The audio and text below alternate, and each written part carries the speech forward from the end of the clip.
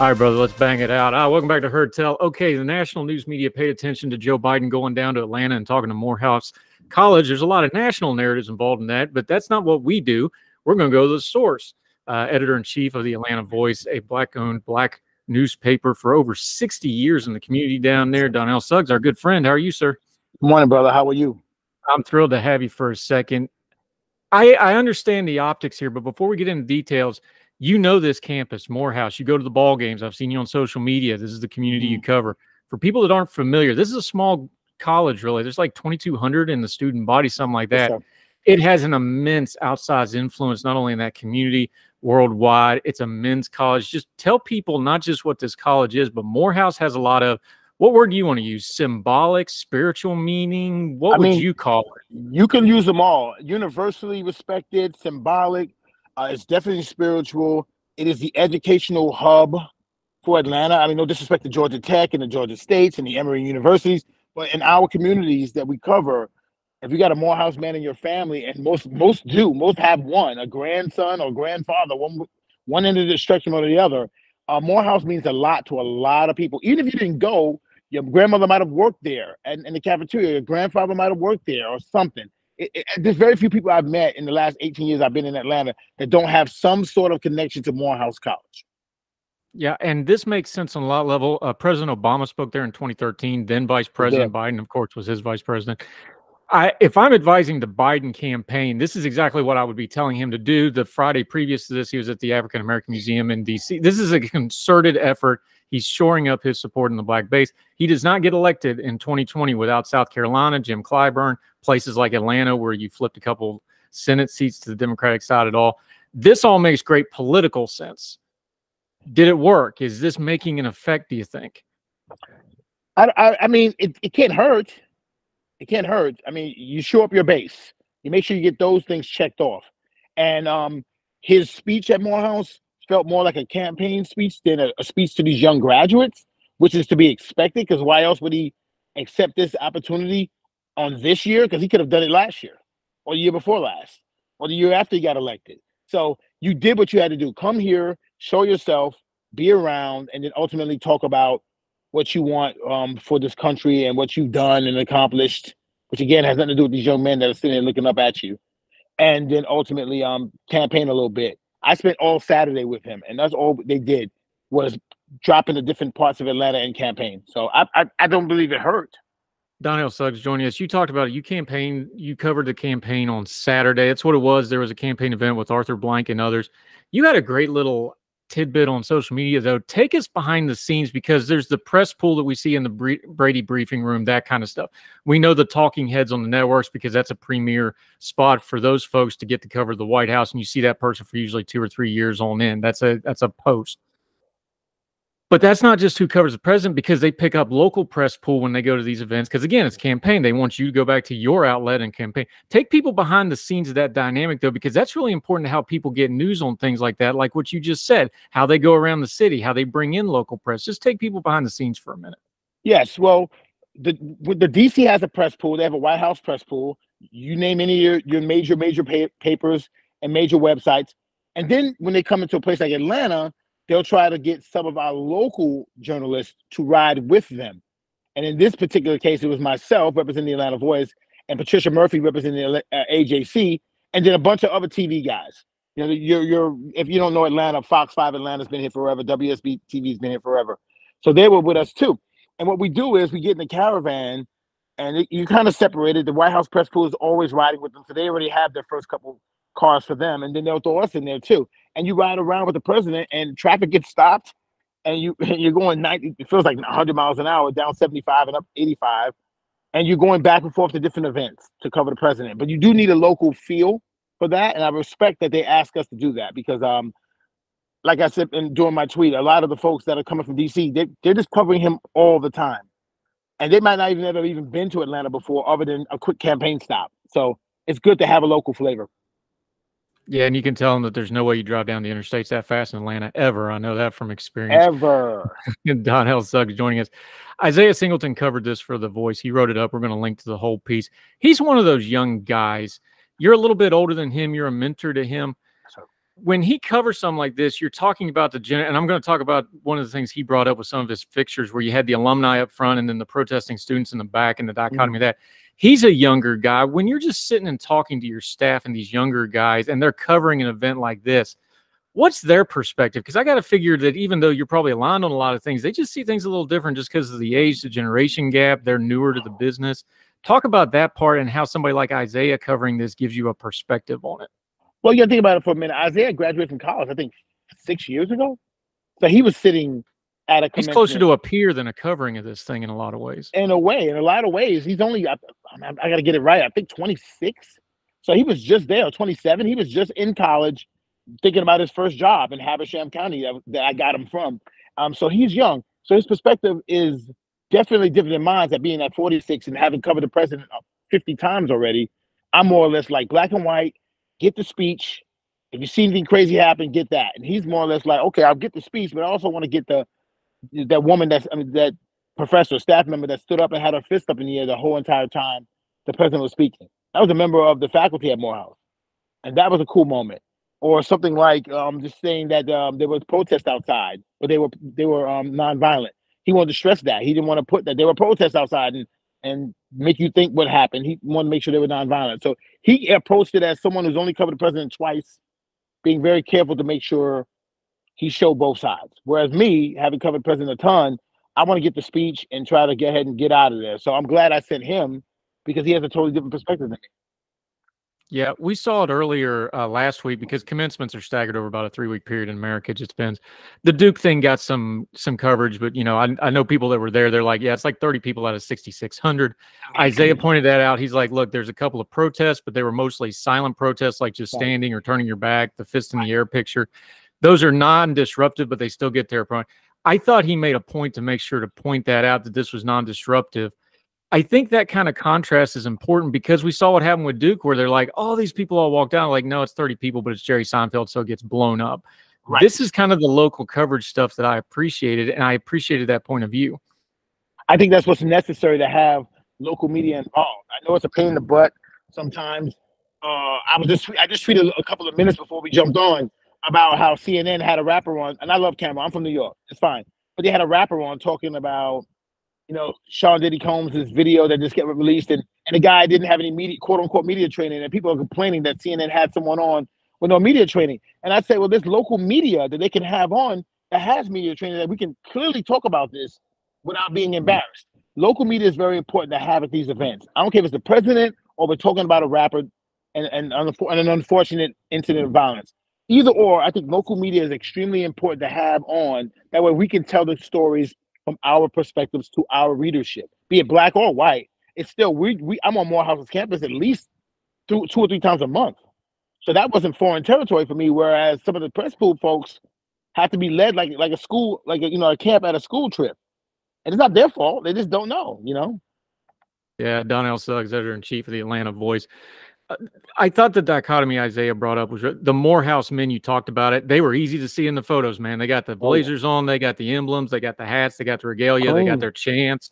You can tell there's a lot of school spirit and that sort of thing, camaraderie on that. They were up front to the left of the podium. They were very prominent. Most of these protests were people would walk, and then as they walked down, they would go to the back and do their protests, that sort of thing. There is a dichotomy there. We talked about this is presidential stuff. Joe Biden got 92% of the vote. We know that number, but we also know inside those numbers, there's demographic change. There's generational change. That almost seems like a little bit of a generational gap. Those old alumni, the older guard, they were all in on Biden. They know him well from years and years of politics. And the new folks just handle it differently and treat it differently. That's like an Aesop fable almost, right? How that lines up. Do you sense that? We know the numbers too with, black men, about 77%. That dips down a little bit. Black women, it goes up a little bit, about 94%. Those are really small numerical changes, but a Biden at 92 in black support wins. Biden at 88, 89, 87, I don't know he can win. Do you sense those generational changes and demographic changes inside the community you're covering? I do want to say this to that point. I think people took a chance and took an opportunity to voice their feelings and express their feelings. I don't think that'll affect their vote because I've said this 100 times on different podcasts and in the reporting. The alternative is so vast so vast and so unsupportive of the Black community that you're just not going to go that route. So yes, I'm standing up. I'm turning my back when you're talking. I've got my raised fist. I might be smirking. I might not have wanted you to come at all. But man, the alternative is so much more unsupportive of our community. It's not going to force me to go that route. Yeah, and that's the question is, do they turn out? Do they go the other way, which a lot of people don't think they will, at least thanks to maybe numbers? But do they stay home, or do they split their ticket? Like a lot of people are like, I'll vote on everything on the ballot and I'll leave President blank or vote for a protest candidate or whatever. That's kind of the question of all this. But that goes to this campaign. This is a traditional campaign that he ran this weekend. You just talked about it. Are we talking to the Black community here, or are they getting talked at? Because that's usually the accusation when campaign time rolls around. Yeah, well, to have one of the campaign stops on Saturday be Mary Mac's restaurant on Ponce de Leon, which is, it was Black owned at one point. I'm talking about way back in the day, and I guess they might have been changing ownership, but it's considered a Black restaurant, Black soul food restaurant. It's been here forever. It's part of the makeup of Atlanta. To have that be a stop is talking at me. That's talking at me. There's no question about that. It's like going to a barbershop to talk to Black men about politics. It's like, dude, I just came from the barbershop. There was like nobody in there just now. Nobody talked about politics. We talked about sports. And I left the barbershop. When I went to Starbucks, I got into a conversation about politics on the line with somebody else. So it's like, he tends to pander a little bit. I mean, you can't pretend he doesn't. That being said, I still feel like the alternative is so vast, man. People aren't really going to go that route. We're just not going to vote. And as the Black community, at least I can speak for Atlanta in particular, I just don't think there's going to be a heavy turnout for Trump. I just don't think that people want to relive that regime again.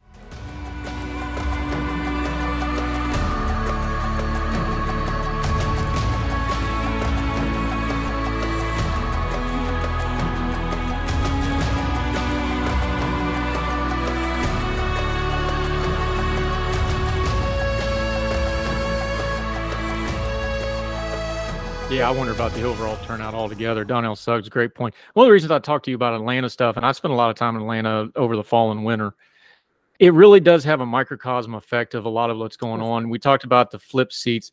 You just talked about Trump and his turnout. Those two Senate seats, the recalls were such a disaster, and very rarely can you take an election like those Georgia recalls and go, no, this is Trump's fault for telling these people to stay home and all the other assorted nuts. That's one of those that had a real direct line to it.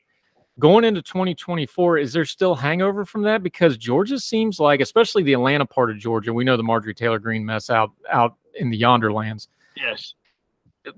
Does it seem like there'll be a hangover of that, though? Because, you know, Raffensperger survived. He was kind of the first statewide official to go like, no, I'm not doing this nonsense. And then he won re-election. A lot of people don't talk about it now.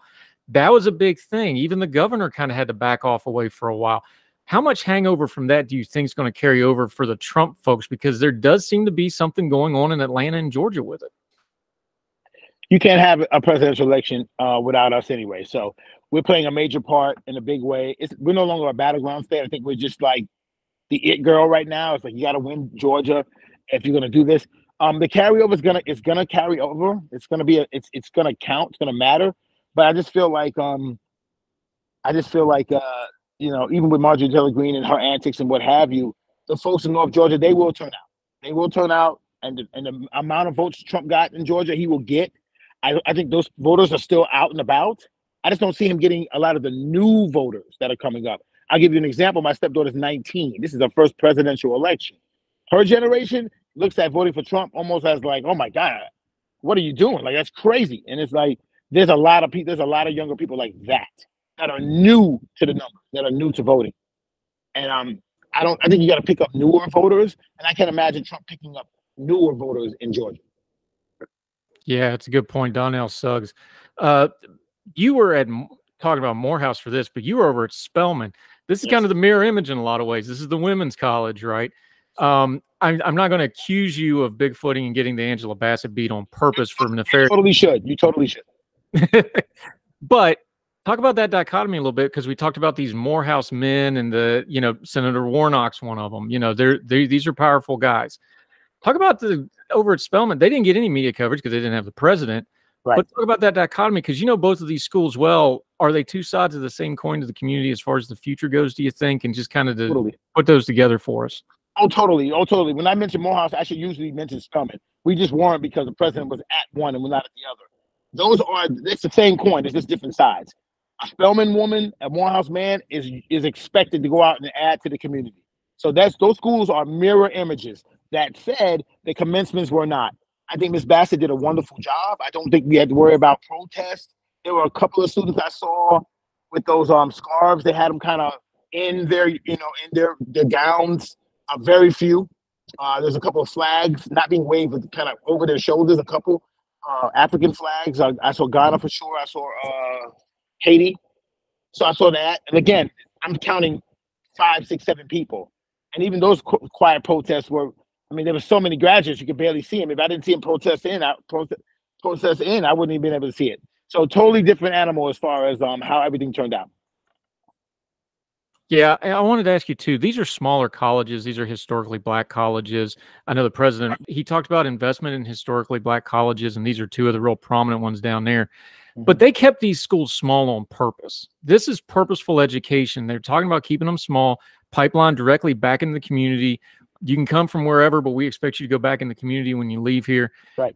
It runs counter to how all the rest of higher education is going. Is this something we should be talking about when we talk about education and higher education more of, not just because it's historically Black and all that means and for the communities, but like, hey, this is specific colleges for specific folks, but it's community oriented to get them back into the process. That seems like a part of the argument we're not using. And the example is right in front of us for everybody, not just the Black community. I think it's what makes special being a Morehouse man or a Spelman woman. You know for a fact you're not going to get lost in the university system when you go to those two campuses. They actually share campuses, kind of, sort of. And it's what's beautiful about the experience, that you are being in an incubator. You are going to be in a very small, tight incubator, and there's alumni base that's always around. And it's what makes it special. I mean, I can't get mad at Duke. Duke is Duke. Duke can't get smaller. Duke is Duke. Harvard is Harvard. You can't make Harvard really small. It is what it is, but it's exclusive. I think there's a beauty of Spelman College, for example, being small and exclusive, and how that helps this young woman that goes there as a freshman come out as a young woman and have a sense of self because she was in this little incubator. And is it real life? No. Life on Spelman campus is not real life all around Atlanta, but is it special, and does it help breed a certain kind of voter, maybe, or a woman or someone in the community? Definitely, for sure.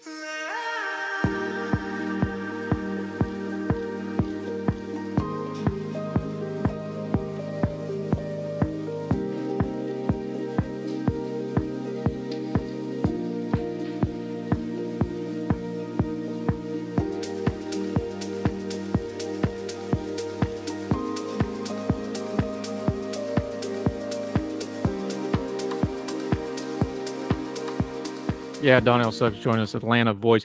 You're covering these generational changes we have, and we have kids of the same age that are basically young adults now. So we're watching this in our private life, not just covering it as writers and people trying to cover the stories.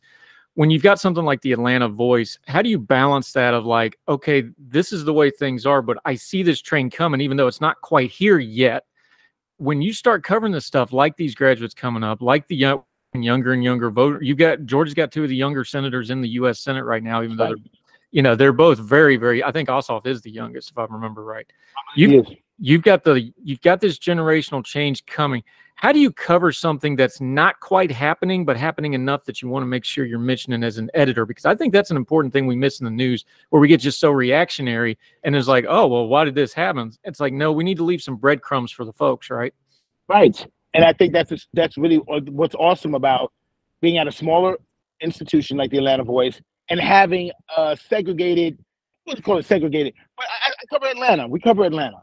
Every now and again, we'll be in North Georgia. We might be a little bit in South Georgia, but we're covering Atlanta and Metro Atlanta.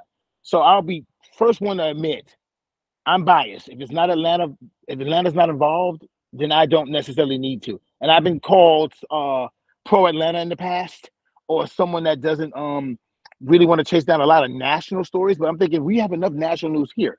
So it's very important for the Atlanta Voice to be on the front lines of stories that reflect this city, because this city is becoming, I moved here 18 years ago, and it was still, like, oh, pretty cool, and it had an Olympics, and it was kind of stuff was happening, and it's changed so much since then.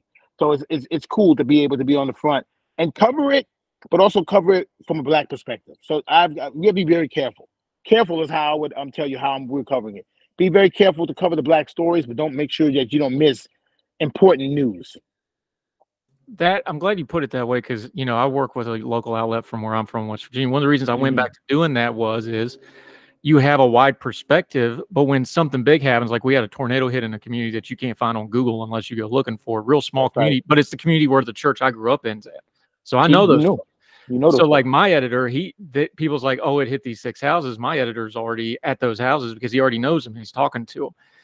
I think it's important what you just said of, you can have the national stories, but then when the president comes, and this loops back to where we started with you, the White House press corps can ask you where to go on Spelman and ask you the background and ask you the history. This local media is important because you're supposed to advocate for your community, not root for a side, just advocate for your community. But then when the big news story breaks, you've got the information that they don't have to go and find anymore. And Atlanta's going to have a lot of breaking news because we already talked about it. It's a microcosm of the whole country right now. I think it's one of the 2nd or 3rd fastest growing cities in the world, not just America. It's very fast growing. I know when I was driving, just put it this way, when I just be driving up and down Piedmont, and it's like, oh, there's a new apartment building that wasn't there 6 weeks ago. That's right. Because they're throwing them up so fast. When you're on the edge of growth, how do you spin that back to politics and culture and community? Because you just said you've been there 18 years. That place is changing. It's changing faster than people realize. How do you look at it and go, okay, I've got a right as a city that's coming on. It's not the city I got here. You got to be careful. You got to be careful to remember the people who were here that was reading the Atlanta Voice before it changed 52,000 times. And it's very important. Remember the people in these neighborhoods, in the Mechanicsvilles and the Oak Parks, that were here reading the Atlanta Voice before we got access to the president, before we got access to, Angela Bassett's of the world. And make sure you were still reporting on local issues. Make sure you're still going to the community meetings. Make sure you're writing about the library being open or the airport station that being reopened again after some construction. So still doing the local news at very, very grassroots levels, but also understanding that we're growing too, and the city's growing. So we have to also be in the presidential cavalcade when we're driving down 75. So I always tell people that. Get the local stories. Give me a day story. Talk about that community. Go to that meeting today. I'm going to be at 2 different campaign headquarters tonight for the Fulton County Sheriff's. There's a primary today. Today's Super Tuesday for us. And I'll be at 2 different campaign headquarters, because you don't want to forget that that's a local election and it's not as sexy as the presidential election. But guess what? The people who read me want to know who the next sheriff is going to be. And they voted for that person. So I got to still remember to cover that. Yeah, Donnell Suggs. I remember a great example of this was last year. Back in the summer or fall, I forget which one it was, but you had the apartment building complex that got shut down because of the water bill got cut off. I couldn't find anybody in Atlanta media that was even covering that, and you were there for basically 2 days straight. But it's little stuff like that. It's like, well, for the people that live there and their families, that's a big deal. Sure. We talk about housing issues. We talk about rents too high, utility bills. That's just kind of the perfect example of you were physically there covering it, and most people had no idea it was even going on. This goes right back to the story you just told, where you said your editor was like, oh, I know exactly where that church is, or I know exactly where that is. That was less than a mile from my house.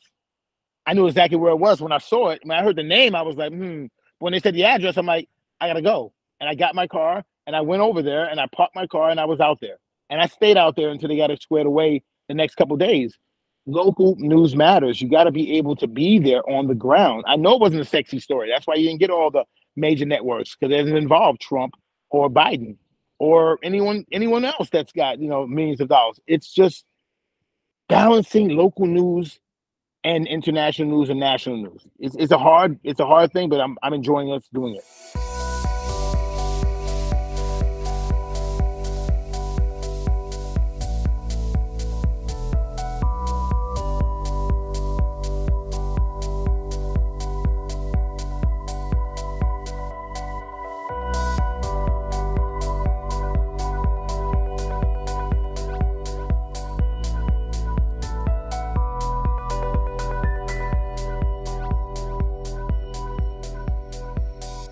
Yeah, Donnell Suggs joining us. Let's go back out big picture to wrap up with you, though.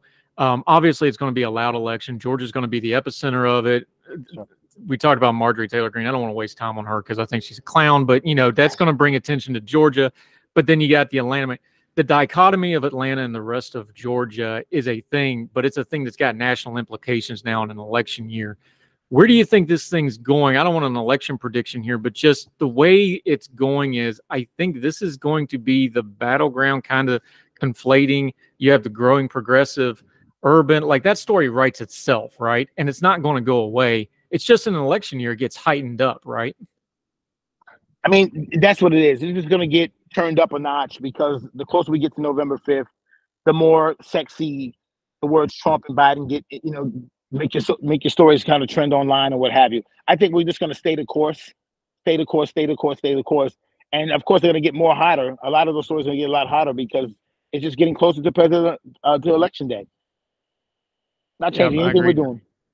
Yeah, I agree, Donnell Suggs. So here's the key to us as, writers, and you're a journalist and people that just care about the news. What do we do the day after the election? How do we cover that stuff? Talk about what you're doing with the Atlanta Voice. You talked about it a little bit already, but just set it up for folks, and we're going to link to the website. What you do the day after the election when people aren't paying attention to Atlanta or the president isn't in town. Right. You get right back to business. You get right back to covering your local news. You lay it all out for folks. I mean, they probably watched it, especially after November 5th. Everyone's watched it on TV and been talked to death with CNN, with those panels with like 15 people on it. Same people over and over again, no matter same the topic. people over and over again. It drives me crazy. It's 15 people. I don't even know which one's talking. There's so many people. After that is over, you get right back to grassroots, what you were doing, covering your community from the ground up, and explaining to people who's now in charge in this position or who's now in charge in that position. Get right back to covering local news. We have to do that. Yeah, I've gotten to where when I get hit with a media appearance, first thing I go is like, how many other people are talking at the same time? That's like the first thing I ask. It's crazy. So many people, Donnell Suggs, he does great work with the Atlanta Voice. Isaiah Singleton wrote this piece. We need to get him on here. He's been writing all kinds of good stuff. We'd love to have more of your staff. Let folks know where they can follow you, follow the Atlanta Voice, the great team you got going, so they can keep up with you till we get you back on Her Tell again, my friend. Absolutely. Well, you all can follow Isaiah at iSingleton at theatlantavoice.com if you want to email him. And same thing with me, D Suggs at theatlantavoice.com if you want to email me some questions. But you can follow the Atlanta Voice on all social medias at the Atlanta Voice. And I'm on Twitter at SuggsWriter. And just keep on following us. The website is free. There's no paywall. And then there's a free newsletter. You get the paper every Friday directly to your inbox. So there's no stress. But I mean, it's local news. If you want to care about what's happening here in Atlanta, we'll get you that. Yep. And failing that, you can usually find him at various Waffle Houses around the greater Atlanta metro area. I look forward to getting down there, and we'll do some scattered and covered together, my friend. I promise you that, brother. Donnell Suggs, you do great work, sir. Appreciate your time. Thank you, my man. I appreciate you. Yes, sir.